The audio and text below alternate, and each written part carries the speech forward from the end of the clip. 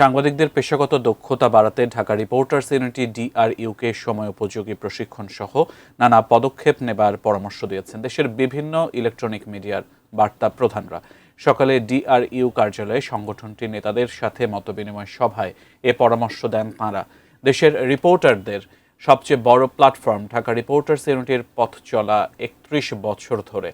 বছর জুড়ে রিপোর্টার এবং তাদের পরিবারের জন্য নিত্য নতুন নানা কর্মসূচি নিয়ে থাকে সংগঠনটি। ইলেকট্রনিক মিডিয়ার নিউজরুমের কর্ণধারদের সংগঠনের নেতাদের মতো বিনিময় সভায় সাংবাদিকতার বর্তমান চ্যালেঞ্জ এবং ডিআরইউ এর ভবিষ্যৎ কার্যক্রম নিয়ে আলোচনা হয়। উঠে আসে নানা পরামর্শ।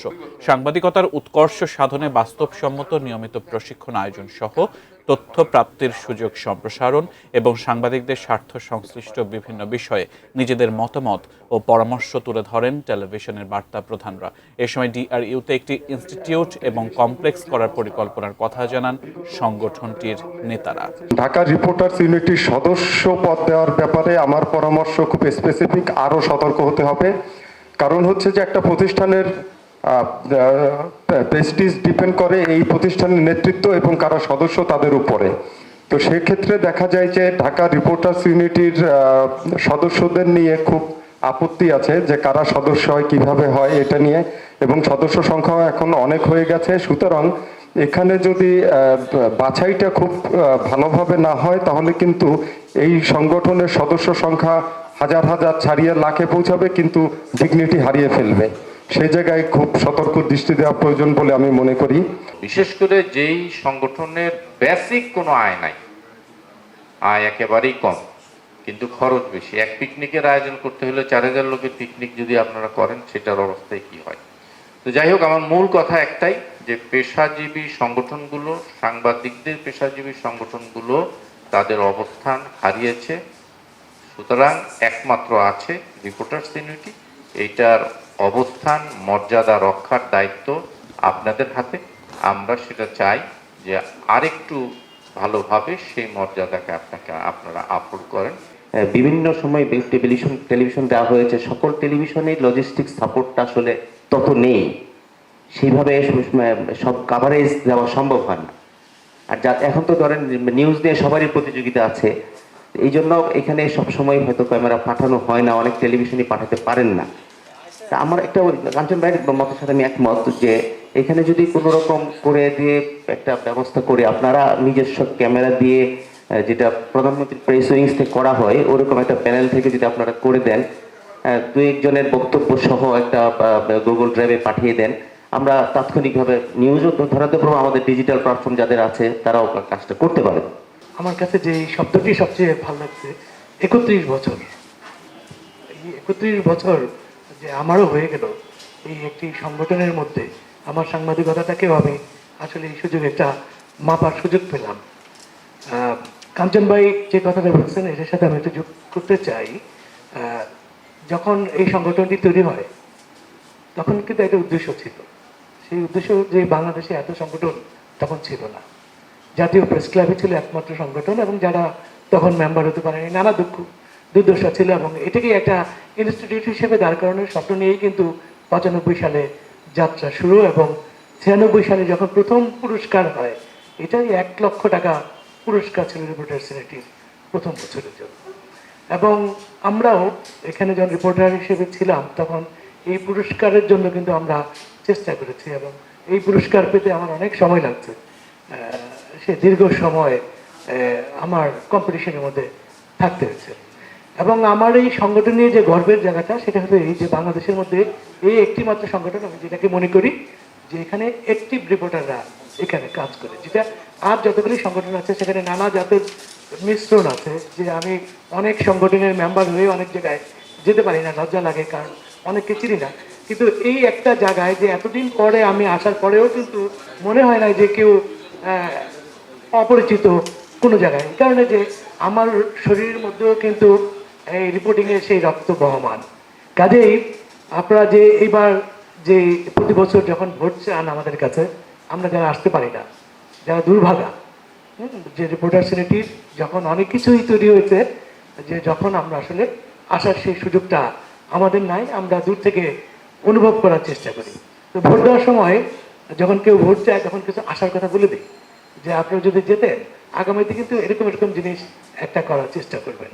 আমার কাছে মনে হয় যে রিপোর্টার্স ইউনিটি যেহেতু বাংলাদেশের রিপোর্টারদের সবচেয়ে বড় প্ল্যাটফর্ম, তার একটা স্পেশালিটি থাকা উচিত। আমার কাছে অলমোস্ট বাংলাদেশের যে কটা সংগঠন আছে এগুলি ক্যারেক্টারের মধ্যে খুব একটা পার্থক্য আমি খুঁজে পাই না। মানে ডিসেম্বর মাস হলে পরে প্রত্যেকের ফ্যামিলি ডে, ফ্যামিলি মানে আমাদের মনে করেন শেষ, বাড়িতে চাদর জমাইতে জমাইতে শেষ হয়ে গেছে, মানে প্রত্যেকেরই একই জায়গায়। এই কথা বললাম এই কারণে যে আমাদের ফান্ড লাগে প্রত্যেকজনের, প্রত্যেকে একই ব্যক্তির কাছে যায়। এই যে জায়গাটা, মানে আমাদের কিন্তু টেলিভিশন বলি, পত্রিকা বলি, আমাদের রিসোর্সে যে জায়গাটা সেটা কিন্তু কমে গেছে। যেমন বিজ্ঞাপনের মার্কেটটা ছোট, একই লোকের কাছে কিন্তু আমরা যাই। সো এই যে স্বেচ্ছাসেবী সংগঠন, এই সংগঠনকে 101টা কাজ 1 বছরের মধ্যে করা আসলে কিন্তু খুব ডিফিকাল্ট। 101টা কাজ করার কি আসলে প্রয়োজন আছে? আমার মনে হয় যে এইটা নিয়ে একটু ভাবার প্রয়োজন। এই কারণে যে আমরা ওখানে যদি সিলেক্টিভ হই যে কোনটা আসলে প্রয়োজন, যদি সবাই ফল উৎসব করতে থাকি সারা বাংলাদেশে, তাহলে এই ফল উৎসব করতে 6 মাস লাগবে। কারণ আমি দেখতেছি প্রতিদিনই বিভিন্ন সংগঠন, আজকে অমুক ফল উৎসব, কালকে ফল উৎসব, বাজারে কদিন পরে ফল আর খুঁজে পাওয়া যাবে না, বুঝছেন?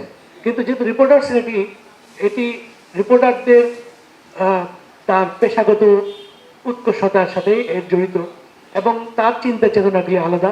আমার মনে হয় যে আমাদের একটু সিলেক্টিভ হওয়া উচিত, এবং সেই জায়গায় যদি আমরা হই তাহলে কিন্তু আমাদের বাজেটও কমে যাবে, এবং বাজেট যদি কমে যায় তাহলে কিন্তু আজকে এই জায়গাটায় আসবে না। আমি অভিনন্দন জানাচ্ছি আমাদের ঢাকা রিপোর্টার্স ইউনিটি মসজিদ যে প্রকল্পটা, এটা খুবই দরকার ছিল আমাদের, সেটা শুরু করার জন্য আমি ধন্যবাদ জানাচ্ছি। পাশাপাশি যারা আমরা মাঠে কাজ করে, যারা পেশাগত কাজে আছি, এআইয়ের যে সম্পৃক্ততা, এআইয়ের যে প্রভাব, সেটা আগামীতে কিন্তু আমরা হারে হারে টের পেতে যাচ্ছি। কিন্তু তার আগেই আমাদের রিপোর্টিং, আমাদের নিউজ রুমের জন্য এআইয়ের যে প্রভাব, সে বিষয়ের যে বিশেষ করে ঢাকা রিপোর্টার্স ইউনিটির ট্রেনিং সেক্রেটারি মোহাম্মদ সোহেল এবং কার্যবাহী কমিটির যে উদ্যোগ, সেটা দারুণভাবে আলোচিত এবং সবাই খুবই প্রশংসিত হয়েছে। আমি আশা করব যে এটিকে আরও কীভাবে সুবিস্তৃতভাবে আমাদের নিউজ রুম ওরিয়েন্টেড করা যায়, একটু ফলো আপে রাখা যায়, সেই বিষয়টা আমি অনুরোধ করব। খুবই ভালো মানের যে কাজটুকু হচ্ছে সেটা হচ্ছে প্রশিক্ষণ। আমরা কিন্তু অনেকে প্রশিক্ষণবিহীন করতে করতে করতে সাংবাদিক হয়ে গেছে। এই প্রশিক্ষণের একটা বড় দায়িত্ব কিন্তু রাষ্ট্রের। রাষ্ট্র আমাদেরকে মাঝে মধ্যে এখনো আদর করে, ওই আরো ভালো করতে বলে, পেশাদার হতে বলে, আর মান বাড়ানোর তাগিদও দেয়। তো মানটাও কিন্তু আপেক্ষিক, কার কোনটা পছন্দ হয়, কে মানসম্পন্ন মনে করেন, কিভাবে মানসম্পন্ন মনে করেন। ওই জায়গায় রিপোর্টার্স ইউনিটি সম্ভবত নিজেও একটা মান নির্ধারণ করার মতো সক্ষম প্রতিষ্ঠান এখন বাংলাদেশে, একদম পেশাগত মান নির্ধারণের। তো সেই ক্ষেত্রে রিপোর্টার্স ইউনিটি যেটা করছে, মাঝে মধ্যেই যে প্রশিক্ষণগুলোর আয়োজন করছে, এগুলো আমাদের পেশাগতভাবে খুবই আমাদেরকে সমৃদ্ধ করছে। এটা তো আমরা পাইনি, এখন হচ্ছে। তো ওই ভালো দিকের মধ্যে আপনারা যখন অনুভব করছেন যে এটার প্রচার বা প্রসারটা কম, আসলেই কম। পেশাজীবী সংগঠন কখনো 1 বছরে হয় না। কারণ কি, আমরা তো সবাই পেশাজীবী। মানে এখানকার যে প্রেসিডেন্ট আমাদের আবু সালে এখন, সে তো মাঠের সাংবাদিক।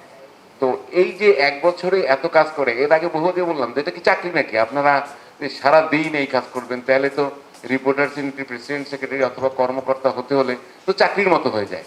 তো চাকরি যখন হয় তখন মানুষ নানা কথাও বলতে পারে, সারাক্ষণ এখানে পড়ে থাকে, তো আর কোনো কাজকর্ম নেই। সুতরাং আপনারা যাদের বলার কথা, যারা নির্বাচনে ভয় পান যে 2 বছর করলে এটা কেমন হয়, আমি বললে ভোট দেবো না, দেবে না, এই কারণে আপনারা বলেন না, আমি জানি আপনাদের কষ্ট হয়।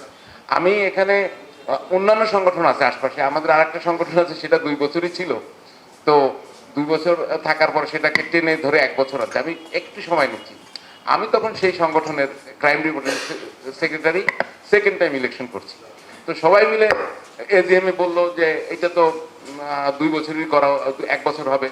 তাই বললাম 1 বছরই হবে। তো সবাই মনে করছে যে হারুন তো সেক্রেটারি ইলেকশন করে, আমার প্রেসিডেন্ট আছে ওখানে কাঞ্চন ভাই, হারুন তো সেক্রেটারি ইলেকশন করে, সে আবার 1 বছর সমর্থন করে কিভাবে? সে তো এবার পাশ করলেই তো 2 বছর হয়ে যাবে। তো মানুষের মাথায় তো কারোর কারোর বুদ্ধি থাকে। ওই কাঞ্চন ভাই বলতো ওর মাথায় লাল, নীল, সবুজ নানা ধরনের বল আছে, একটা ছড়ে দেখে কি এফেক্ট হয়, তারপর রেজাল্ট নেয়। তো যখন ইলেকশন হয়ে গেল, সবাই বললো তো হারুনের মেয়াদ তো 1 বছর। তাই আমি বললাম না, 2 বছরে কিভাবে? আমি বললাম তফসিল হয়েছে তো 2 বছরে। আমি বললাম তফসিল হয়েছে তো 2 বছরে। তো তো আমিও কিন্তু টেকনিক্যাল কারণেই তখন 1 বছর সমর্থন করছি, এবং আমি টেকনিক্যালি জানতাম যে যারা বলে তারা এই বিষয়টা বুঝতে পারছেন না, লিগালি আমাকে 1 বছর দিতে পারবে না, তো আমি 2 বছরই কাটাই। এই জন্যই বলি এই ধরনের সংগঠন কখনো 1 বছরে হয় না, 2 বছর, তাহলে এই চাপটাও কমবে, কোয়ালিটিও বাড়বে। আর বিষয়টা আমার মনে হয় অনেকে মনে করে 2 বছর বসে বসে এখানে অনেক সময় নেবে, আসলে তা না, এখানে সবার কাজ আছে।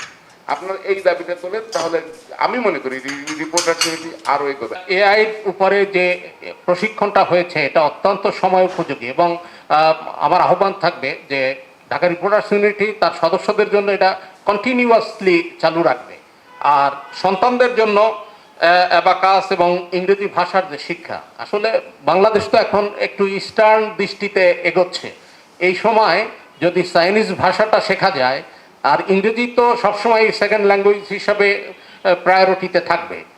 মসজিদ কমপ্লেক্সের বিষয় নিয়ে আমার একটা মসজিদ হোক, এটা আমি চাই, মানে ওই আখেরাত এবং দুনিয়ার দুইটার চর্চাই যাতে হয়। কিন্তু আমার প্রস্তাব থাকবে যে ঢাকা রিপোর্টার্স ইউনিটি পুরো একটা ঢাকা রিপোর্টার্স ইউনিটি ফুল কমপ্লেক্স, যার মধ্যে মসজিদ একটা অংশ হবে।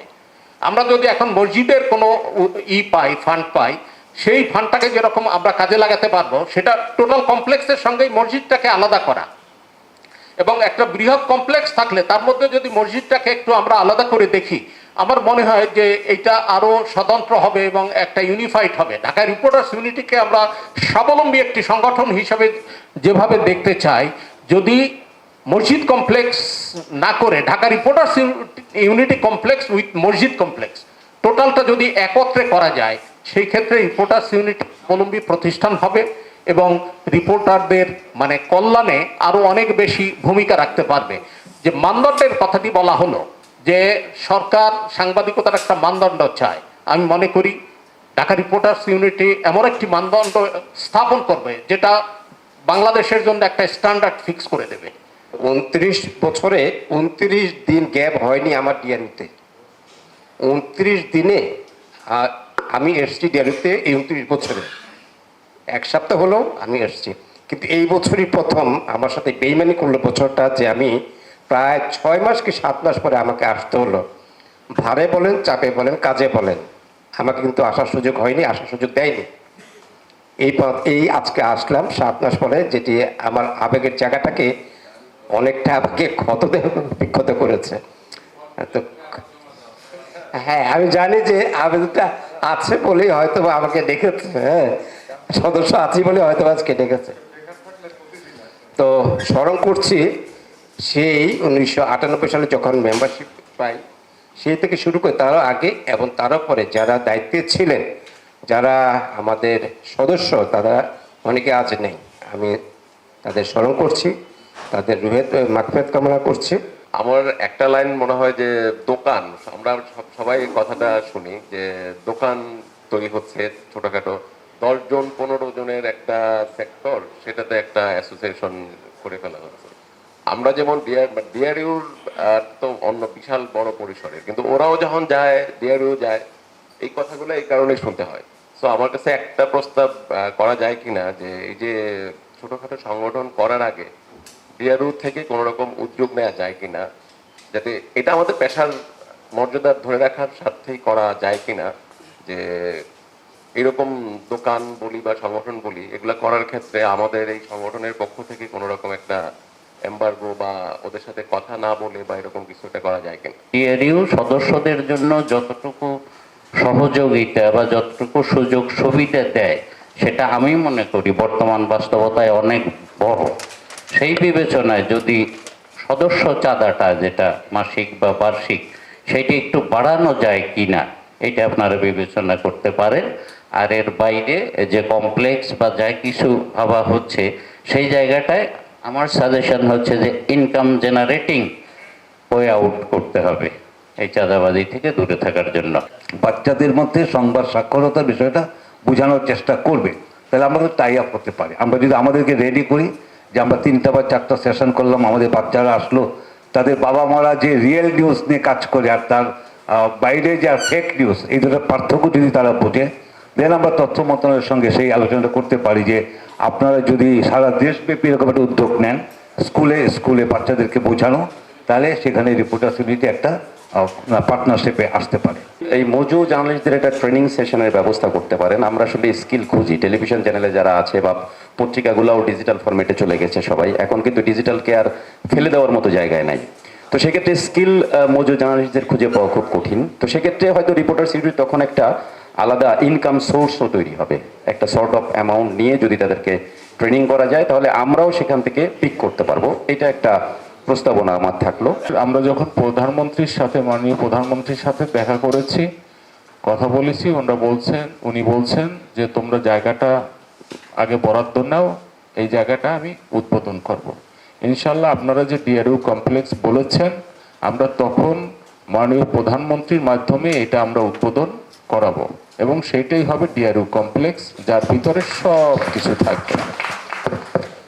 থার্ড হচ্ছে, দেখেন আমরা ঢাকা রিপোর্টার্স ইউনিটি শুধু কিন্তু এই সব কাজের মধ্যেই আমরা সীমাবদ্ধ সেটা না, কিন্তু এই যে 101, 102 এর মধ্যে না, এগুলো থাকতে হয়। মনে করেন একটা ছাত্র যদি আপনার 24 ঘন্টা পড়ান, হবে না, এর মধ্যে কিছু বিনোদন থাকতে হবে।